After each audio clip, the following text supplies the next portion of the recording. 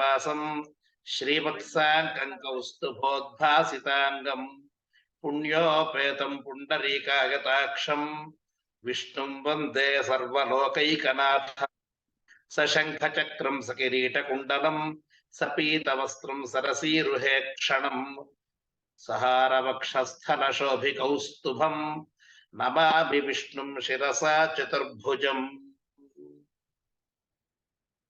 Namo Vishnave Brahate Karomi.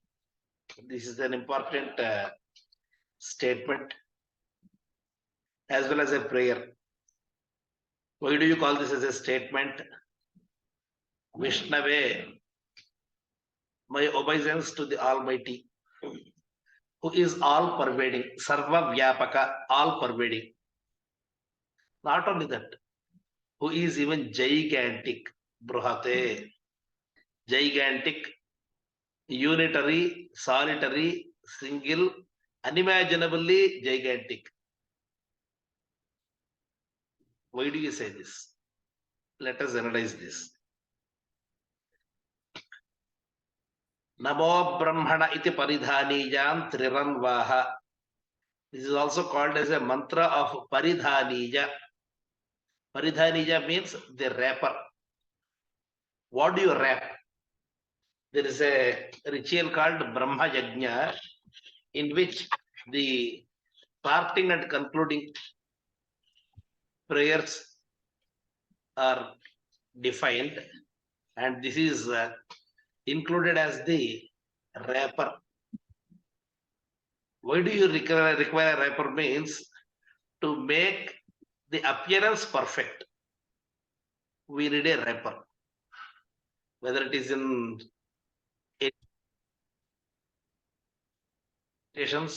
corporate meetings, or simple sales, or household functions, events, the wrapper is also equally important as the content. Most of the people judge a book by its cover.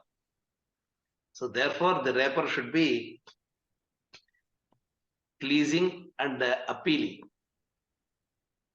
And what is this wrapping?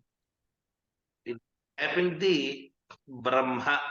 Brahma means the Veda that we are studying or attempting to studying and practicing, reciting it. Now, why is the appearance important?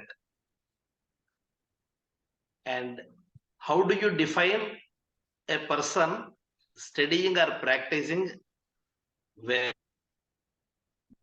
There is a very popular usage called Vaidika. Vedam Achakshanaha Vaidikaha. One who recites Veda is called Vaidika. Who is a Vaidika? As we earlier told, who practices Veda. So can that be short term or long term or perpetual? See, the aim is to be perpetually studying the Veda because it's a pure form of knowledge. Self-realization knowledge. Therefore, that is the aim.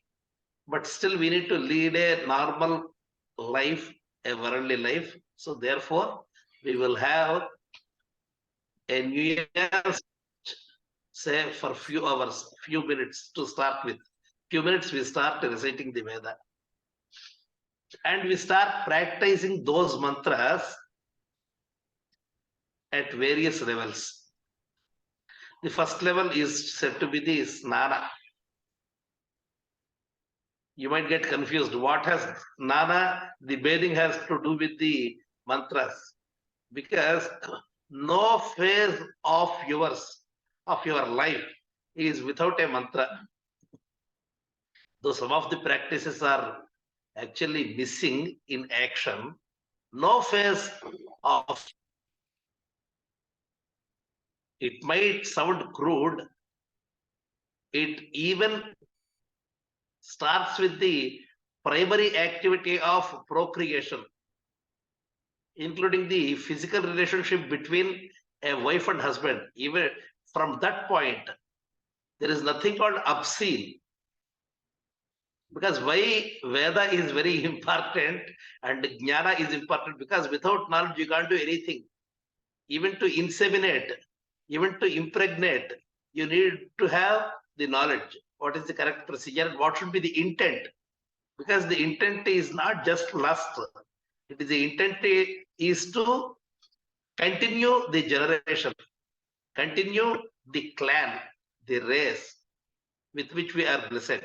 So therefore, the intent are very important. That's why that's the reason we say there will not be any kriya, any action without devoid of a perfect knowledge system. So therefore, Veda is it is part and parcel of every of our activities. Having said this, once you are indulgent in the practice of Veda mantras, how should you appear? For that, we have 3 or more classifications given by the Veda itself. Just to give an analogy, we have a couple of symbols. Even in our phones, we will have the green light, red light, etc. Even the iPhone or Android phone. If your phone or your camera or your audio is engaged, we get a small green light. Similarly, if you are indulgent in any meeting, there will be something busy in studios and in corporate offices. We see that. So that means we should not get disturbed. So that's a physical symbol which is provided. Similarly, in any studio or operating theaters also we have this system, because once there are serious operations procedures going on, they should not get distracted. Similarly, the Vedic procedures and the meditation procedures, they are actually conditioning your mind. Whenever you update your computer, it says do not turn off, do not switch off, just relax. There is a maintenance work going on, right? So the practice of Veda mantras is somewhat similar to this. The mind is being reconditioned for a better morning or for a better day. Therefore, there will be some tick mark to mark your appearance in a particular form. This is called as Upaveeta. This is called as a Upaveeta.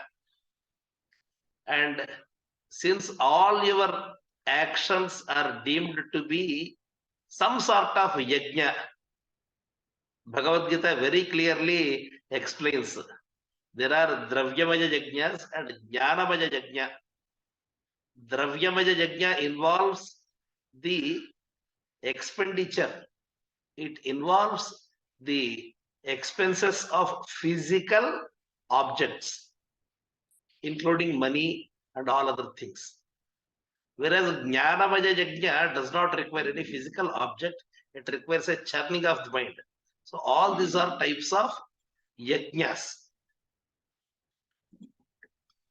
Therefore, the status of Upaveeta pertaining to the yajna is called as Yajnopaveeta. The status of Upaveeta pertaining to the yajna is called as Yajnopaveeta.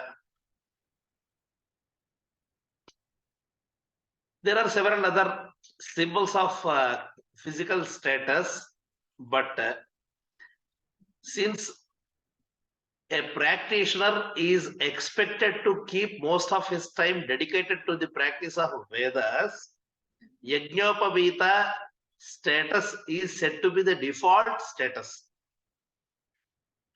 I will just give another analogy of our chat programs. Normally, always available is the default status. If you are busy or in your private moments, then you say not available. So default availability is always.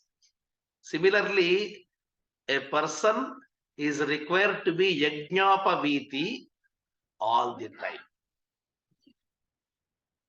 That is how we have our Yajnopaveeta all the time. Now, what is Yajnopaveeta? You have told the Yajnopaveeta and the purpose of it, but we need to know what is Yajnopaveeta and how do you characterize that particular appearance. Okay, that is well narrated in the Yajnopaveeta Brahmanam of Yajurveda. I'll be very happy to inform Yajurvedis that the basic characteristics of a Dvija are defined only in this part of Yajurveda and in no other Vedas. In no other Veda we find this. Even the Rigvedis, Samavedis, Atharvavedis have to listen to these lines only. This comes in the Aranyakam, which is also called as the Panchama Kathakam, the fifth of the Kathaka series of 5 chapters. The preamble is always preceded by a story, because the practice of the Vedas starts at a very young age. At that point of time, a story would be more interesting to the children, boys. If you give an abstract, abstinent theories, it might not be very appealing to the young mind. Therefore, always there is a story given to this.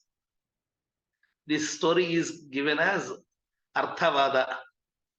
There is a school of thought which says that Arthavada is just for giving you some sort of enhancing the beauty. It does not have an inherent meaning in it. That there is one school. There is another school which says that no, we can find the significance of each sentence in the Arthavada, though it should not be taken literally. There will be, it's some sort of expression which is beyond our literary meaning. So you have to explore that meaning. That is the second school of thought. The first school says that Arthavada is just for enhancing the importance of the main prescription. The second school says that don't go by the literal meaning. Both of them say that the literary meaning is not very important. Only the underlying meaning is important. So in this part of the Arthavada for Yajnopaveeta Brahmana, we have got the Kathaka, Panchama Kathaka. I'll just recite few names. Saha vai devanancha suranancha yajñau pratatavastam vajaggasvargam lokame eshyamaha vajame eshyama iti te surastannahya sahasaivacharan brahmacharyena tapasaiva devaha te sura amuhyan tera prajanan. Once there was a fierce contest between two sets of contestants. These contestants are called as Deva and Asura. This Deva Asura is a very popular usage in our Vedic texts. Deva Asura. It's very pertinent to define both these words. Divyati iti Devaha. One who indulges in very beneficial acts, benedictory acts, such as blessing the people, blessing the devotees, even during play or just by an inordinate action, such as a play. Divuk Kredajam, just play. Even playfully also they are blessing the devotees. And that is the meaning of Deva. The second one is Asura. Asura means one who throws asukshepane. They throw tantrums, they throw various challenges to the stated positions, and they also throw their mind in different directions, and they get track of their ultimate goal. That is the meaning of asura. And both these contestants have started to perform yajnas in their personal capacities. Both of them had only one goal: Swargam Eshyamaha. We will attain the heaven. So the stated goal is in sight, but we need to choose the path. Which would be the better path? Devastu brahmacharyatmana tapasa itham bhutaha eva yathoktam yajnavacharam. Brahmavratam shastriyo nijamaha yajnopaveeti ityadi charanam brahmacharyam.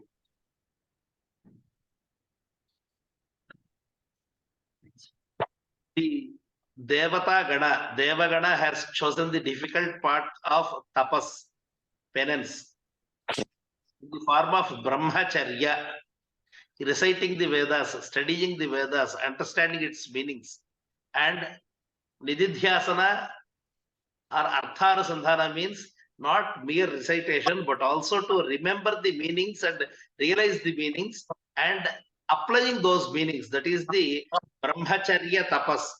So that was the most challenging, because we all know that student days always test our perseverance, how strong we are and how better we can perform. These things are always tested, because we'll have very meager resources, but still we need to maintain our decorum. Since you don't have money or any access, you can't indulge in cheating, you can't indulge in theft, and you have to be always upright and truth speaking. These are some of the important aspects of brahmacharya, apart from the core studies. Brahmacharyena tapasaiva devaha. That was the chosen path of Devaganas. They have chosen penance of brahmacharya. And the Asuragana, the groups of Asuras, the demons, with those people with, actually they are both cousins only, born to different mothers from the same father. And they had actually lost their track in between. Because as I said, Asura means to throw away your mind in different directions. That means to get lost without any concentration. Therefore, they got lost. Nat prajanan, parabhavan. So they could not succeed, and they could not diagnose and identify the path to heaven. Tena swargan lokamajan. And they could not attain heaven, and Devaganas attained heaven. Now, the preamble. Atha कीदृशः पुनस्स यज्ञः येन देवा स्वर्गं लोकमाजन् यद्रहिताश्च असुराः पराभवन्. Now, how did the devas attain the heaven and asuras failed? What is that path? Prasrutena vai yajnena devas swargam lokamajan. Aprasrutena asuran parabhavajan. Prasrutena vai yajnena devaha. The yajna was performed in its perfection. Prasrutaha means the expansion of the yajna procedures. And aprasrutena asuran parabhavajan. The procedure which is conducted in a perfect manner is called as prasruta yajna, which yields the result, and which fails the basic tests of perfection, that fails. So therefore, we can say that Devas The celestials, Devaganas, have defeated the Asuraganas. But whereas it is not the Devaganas which have defeated the Asuras, but in fact, the imperfection in their path choice is the reason for their failure. Okay, having said this, then what is Prasruta Yajna is the next question. What was the perfect nature? Prasruta Yajna. Prasruto havai yajnopavitinaha. Yajno prasruto nupavitinaha. Yajnopavitinaha yajnaha prasrutaha. Prasruta gunakaha. Prasruta also means the expansion, but here prasrutaha means the perfect appearance. That is also one important aspect for your success. The appearance has to be perfect. We have a jovial interpretation of this appearance part. Don't just discard the importance of your attire and appearance. Shiva was donning the attire of a mendicant, a bhikshu. What was he given? He was just given a kapala and a glass of a tumbler of poison. And Vishnu attired the robe and guise of a very rich man. So he got Lakshmi and Vaikuntha in return. So therefore your attire and importance are important. So that is the synopsis of the Sukti. So what is this Prasruta Yajna? Prasruto havai yajnopavitinaha. Yajno prasruto nupavitinaha. Yatkincha brahmano yajnopavityadhite yajata eva tat tasmaad yajnopavityeva dhijita yajaged yajatava yajnasya prasrutyai. We have 3 or 4 sentences which give the importance of Prasruta Yajna and its appearance and its symbol. Yajnopavitinaha Yajnaha Prasrutaha. One who has the Yajnopaveeta type of draping the upper vastra, upper cloth, his yajna is deemed to be Prasruta. Anupaveetinaha Yajnaha Aprasrutaha. One who does not have the Upaveeta type of these things. We always get one doubt. Why can't I wear a t-shirt? Or why can't I wear a suit? And still, why can't I do the yajna? Why can't I do the homa? Why can't I do the mantra japa by wearing a shirt? And some people even ask, Guruji, do you have any Veda mantras which prohibit the wearing of a shirt during Veda mantras? Someone asks you this, just quote this. Yajnopaveetanaha yajnaha prasrutaha. Prasruta is the appearance which is defined in the Veda to be Yajnopaveeti. And that is very important. If not, your yajna is self-defeating. Therefore, you should be mindful of how you appear for a particular ritual. And Yatkincha Brahmano Yajnopaveeti Adhite Yajata Eva Tat.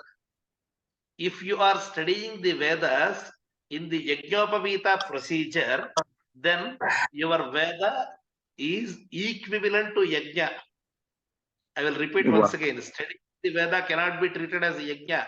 But here it says, even if you are studying and practicing Veda mantras, that is also construed to be a form of Yajna. Wow. How do you say this? How do you say this? Just by the virtue of this Vakya. Yajata eva tat tasmaad yajnopaveetya jadhijita. Therefore, you should always drape your cloth in the Upaveeta posture and start your yajna. Wearing a t-shirt, you can't do this. You don't have the procedure of Yajnopaveeta, since the whole body is covered in a different postures. Therefore, the Yajnopaveeta is only possible by draping this cloth. Now, what should be draped? And how this should be done? Veda has very clearly defined the procedure. What is that? Ajinam vaso va dakshinata upaviga dakshinam baho buddharate avadhatte savyamiti yajnopaveetam.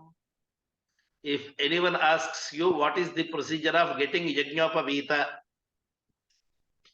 this is the line which is also given by the Yajurveda Shrauta Rishi Apastamba in his Apastamba Grihya Sutras. We all have the Yajnopaveeta made of the cotton threads. But just symbolic, this is not all important. Even if this gets broken for some reason, we need not worry about that. Just a simple. What is important is the Ajinam Vaso Va Dakshinata Upavija. Ajinam means the Krishna Jina, the deer skin, which we get along with our thread ceremony. Uparayana Samskara. Vasaha means the upper cloth, Uttariyam, Shati. Either the Yajnopaveeta means either the Krishna Jina, the deer skin, which is cut in a rectangular this thing piece, and or the cloth. Dakshinata upavija, dakshinataha upavija, like this. This is this thing. How do you do this? Dakshinam baho buddharate, raise your right hand. Avadhatte savyamiti, and put this cloth or Yajnopaveeta or this thread beneath this right hand. Savyamiti Yajnopaveetam. This is called the Savyam, and this is also called the Yajnopaveetam. So, Savyanga Chayi. We always get that instruction from our elders. Savyanga Chayi. Apasavyanga Chayi means opposite of the Savyam. Savyam always deemed to be the correct and right, accurate, appropriate procedure. Savyanga Chayi. That means the Yajnopaveeta procedure has to be maintained. That is the meaning. Because most activities are very much relevant, and they are connected to the Veda mantras, and all of them are connected with this thing only. So therefore, avadhatte savyamiti, your right hand, put the cloth or Krishnajana or your janud, we call it. Yajnopaveeta is the full word. Since that is very large word, it has been concised to Janu. They just called it Jagna or Janu for Yajnopaveeta. Jagna or Jalu. Yes. Is this posture, and since it is pertained to a part of Yajna, it is called the Swadhyaya Yajna, it is called as Yajnopaveeta. So this is draped here. Etadeva viparitam prachina vitam. Etat eva viparitam. The opposite, this is called as prachina avitam. Prachina vitam. For all our Pitru ceremonies, the ceremonies related to our ancestors, we have to raise the left hand and put it under our left hand. So this would be the opposite side. Viparitam, this is the opposite of it. And activities are bodily functions which do not have any of the importance either to the Pitrukarya or the Devakarya. They are deemed to be samvitam. Suppose you are undergoing an operation, or you have to take care of your the excretion. At that point of time, it is called samvitam. Just tie it around your kati, mid part. That is called as the samvitam, manusham. We also have another important sentence from another Veda mantras. Deva Lakshma meva tat kurute. When you drape your cloth like this, Nivitam manushyanam prachina vitam pitrunam Upaveetam Devanam. The three status. One is Niveetam Manushyanam. If you are doing any ritual concerning the mortals, even your ancestors, such as the rishis, they are different from the Devaganas. Then you have to be Niveetam, like a garland. We have to put like this. This is called Niveetam. Samveetam means below, around your waist. That is called as Samveetam. This is Niveetam for all your Rishi Karyas, Rishi Tarpanas, Rishi Homas. We have to do this Rishi Puja. We have Rishi Avahana. We do this by Niveetam. So we have 4 words. Upaveetam is under your right hand. Prachina Veetam is under your hand. Left And hand. around your neck like a garland, a necklace. And Samveetam means around your waist. These are the 4 symbols which indicate the status of our and of our person, of our activities which are related. So one Now, question. yes, please. So Samvitam, during what occasion you said, like if you have to use restroom, but other than that, during pujas, do we do anytime Samvitam? No. The bodily functions, maintenance of this human body, for those things which do not fall under these 3 categories: Niveeta, Prachina Veeta, Upaveeta. If it is neither of the an activity related to the Pitru Devatas, Pitru or Devaganas or the Rishiganas, those activities which do not fall in either of the 3 categories, that is called, that can be categorized as Samveetam. Got it. Thanks. Samveetam Manusham.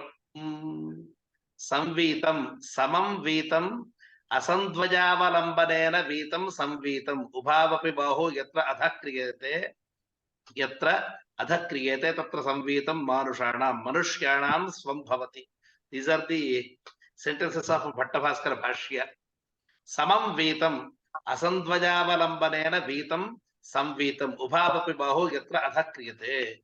Both the hands are down. That is Samveetam. In this part, the Niveetam is not defined. So Samveetam could also be treated as a garland also. That is one explanation. But this is the popular usage of Yajnopaveetam. So this part is called as the Yajnopaveeta Brahmanam. Therefore, before we start anything, we have to set our status. So this is setting our status. Therefore, it says Upavjagate Devana Meva Tat Kurute Devalakshma Meva Tat. Once you set your status, Devanam Upavjagate, then you are setting the, okay, I am undertaking an activity which is concerning the Devata Ganas. So that you are indicating. So this is the first important Yajnopaveeta Brahmana explanation. The second one is even more important. Rakshagum Sihava Puronubake Tapograbatishtanta Tan Prajapatir Varedopa Mantragata. Now, Sandhyopasana Vidhi. What is the basic characteristic of a Brahmana? The first one is having Yajnopaveeta. The second one is performing Sandhyavandana. If you are in a position to skip your Sandhyavandana for 3 consecutive days, again you have to start from the very scratch of Upanayana.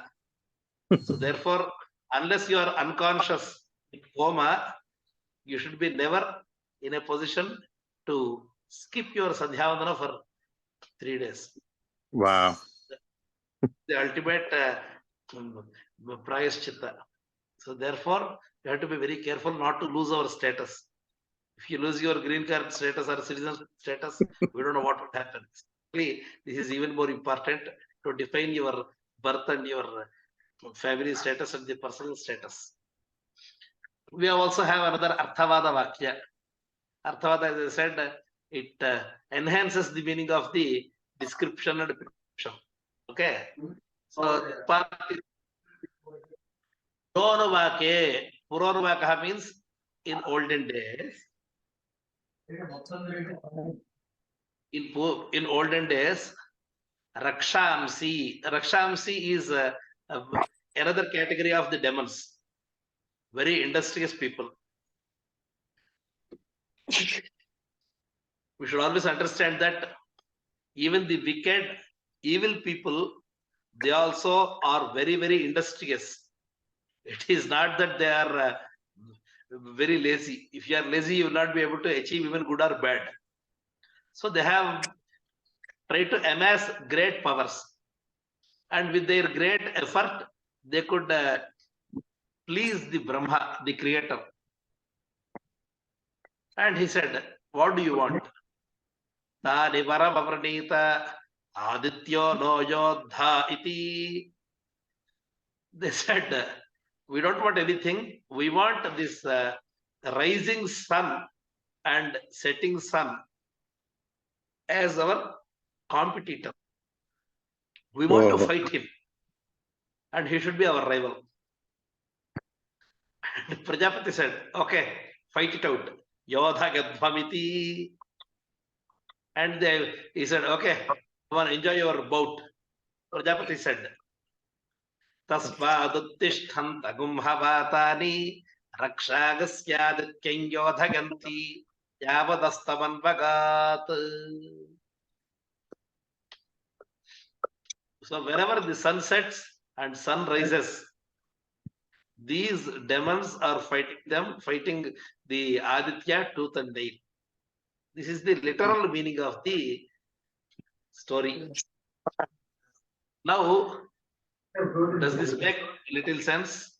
After this, all these astrophysical examinations and our understanding of the entire celestial skyscape, it does not.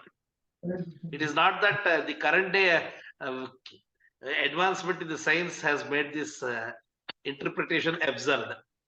Even our seers also knew that. But that's why he said we can't take the literal meaning of these descriptions because they are meant for a starter kids.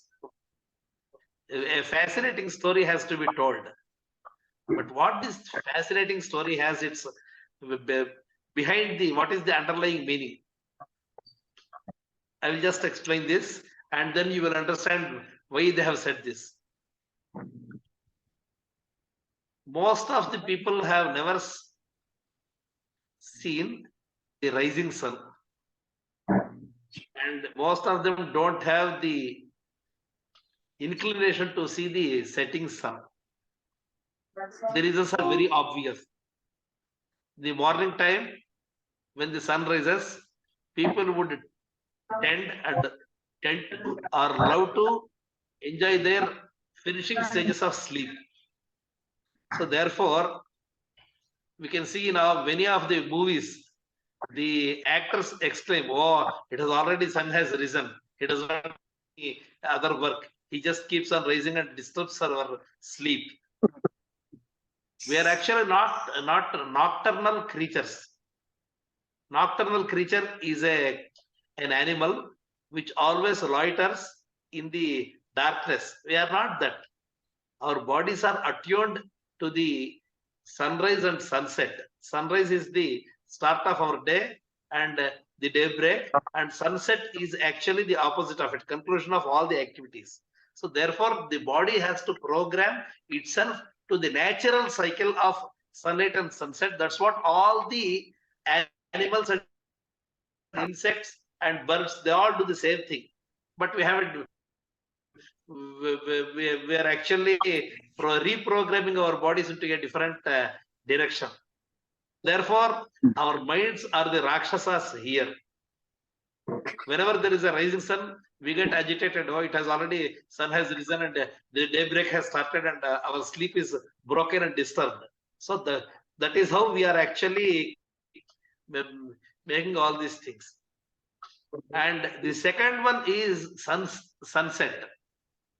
See, once the sun is setting, there is a clear indication that you should conclude all your activities and wrap up your daily routine and just come home take care of your family and have some food and you should rest. Give ample rest to the body and mind. But your mind is still set on doing something and your activities are never ending.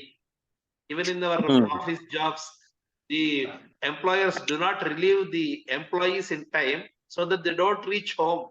They're just keeping on popping up one question or another question, one challenge or another task. Keeps on never-ending task list till 10 o'clock, 9, 11. They keep on just extending these things. So this is the busyness, which is the second one. The first one is the lethargy. The second one is the busyness. These both are the rakshasas in our life. So they keep fighting the natural cycle of Aditya. That is the sunrise and sunset. We just don't realize that we are going against the natural principles of daily life, and we are setting a different reprogramming which is harmful. So how do you address this?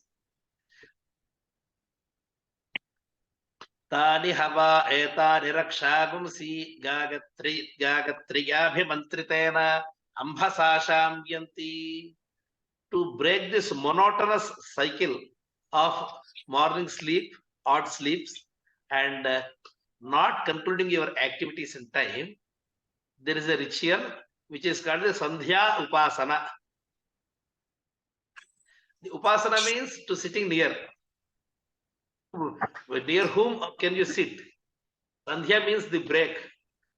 If you don't understand what is a break, how it is important, our rishis have given a form to the Sandhya. Okay, imagine as a form of goddess. Yeah, Sandhau Bhava Sandhya. It is nothing but the Kala Vritti. Sandhya is Kala Vritti.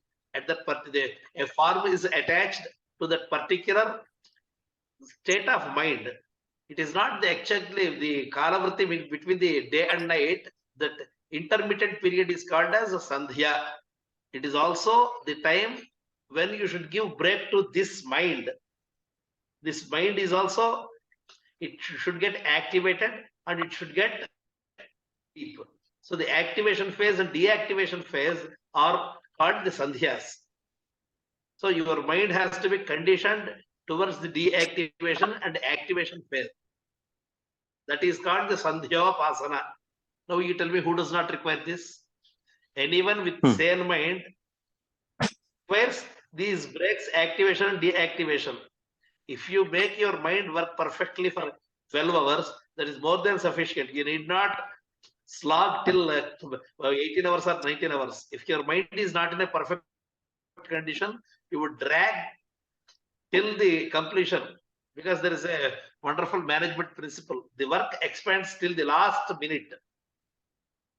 Even if you give them 10 days, it would drag. Similarly, if your mind is not sharp and efficient, the work gets dragged to the last minute. You will never conclude because there is no incentive for you to conclude. After this, you will get another job, another task, and you never have you can't relish your breaks. That is the reason the deactivation phase of the Sayam Sandhya is equally important. In fact, our Upanayana procedures start with the Sayam Sandhya only. We don't have the Pratastha Jnana. It's always the deactivation which is discussed before the activation. So what is the procedure? We need a Sandhyopasana means deactivation. So that we need a physical action to connotate the underlying meaning and purpose. That ambhasasham yanti, take the handful of water and just out the Surya, because he is the one who has indicated that your daybreak has started and day set has started. So he is the one who is giving us he is the time machine. So you are giving your tribute to the Surya. Ambhasasham yanti. Tadu hava ete brahmava dinah purvabhimukha sandhyaya angagatriyabhimantrita apa urdhvam vikshipanti ta eta apo vajri bhutva ta nirakshagumsi mande harune dvipe prakshipanti yat pradakshinam prakramanti Tena papma namavadhunvanti. I will just conclude this in 2 minutes. What will happen if you just put some water up? The scripture says, Mandeha Arune Dvipe Prakshipanti.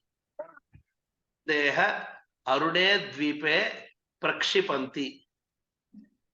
Aruna Dvipa. Dvipa means an island.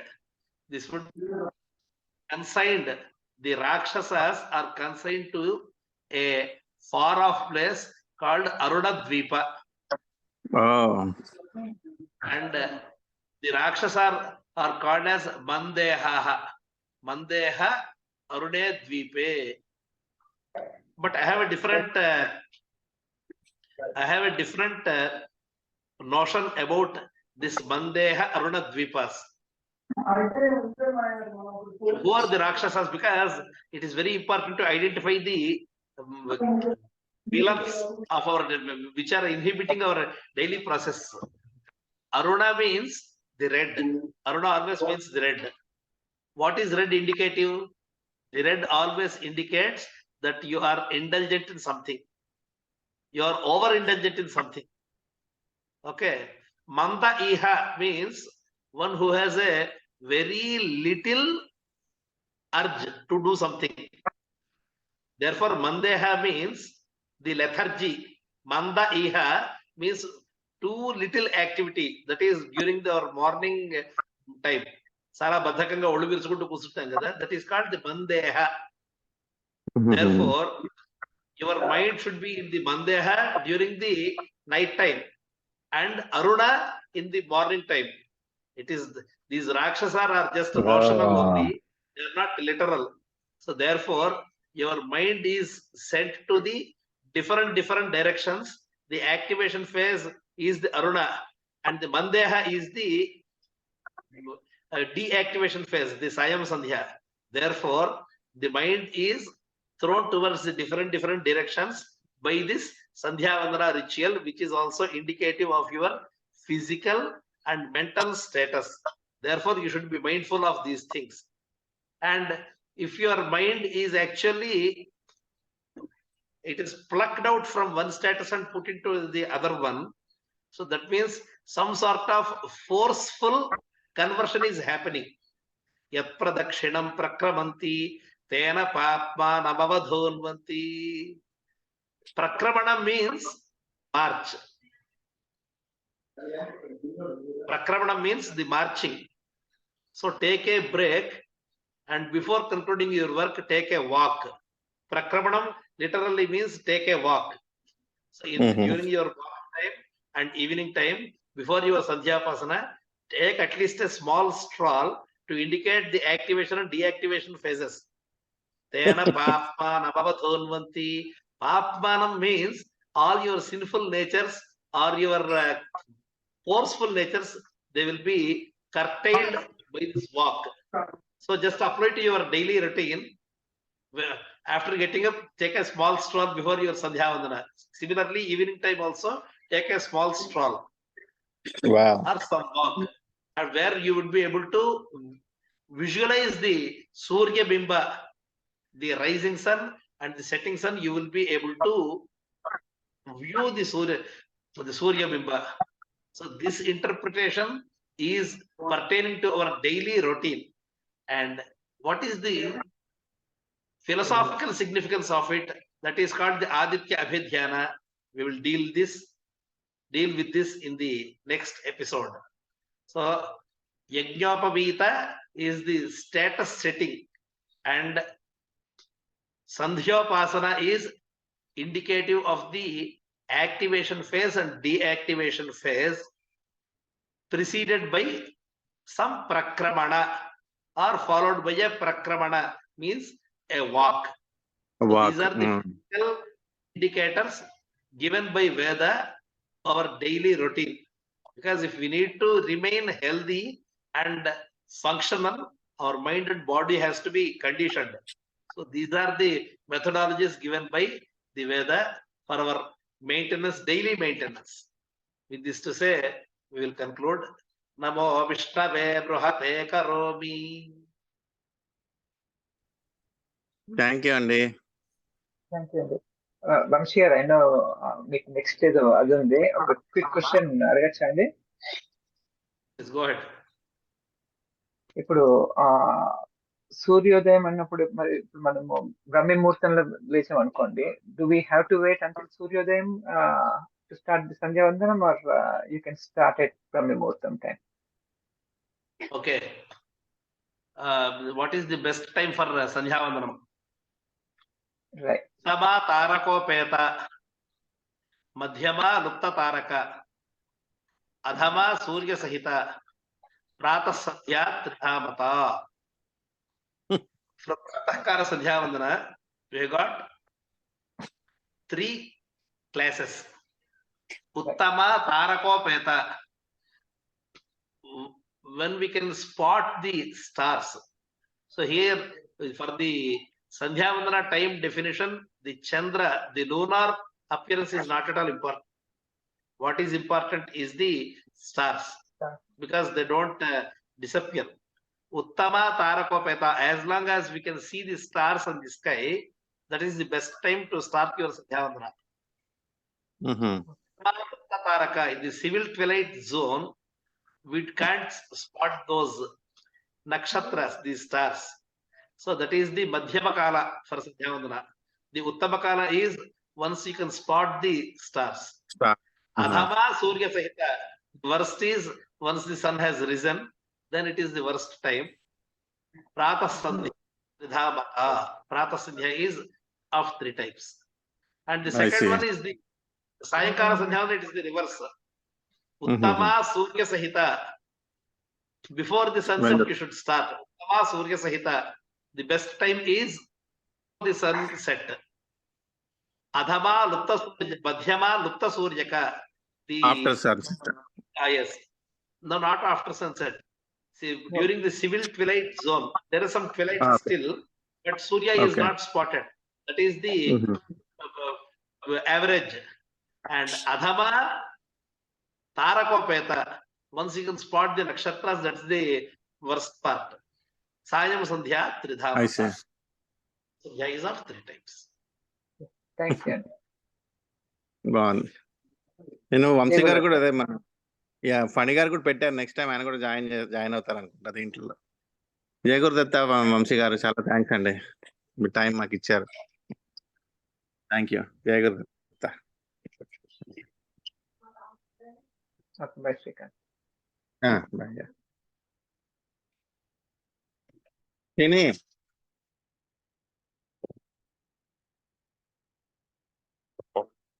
Bye అండి.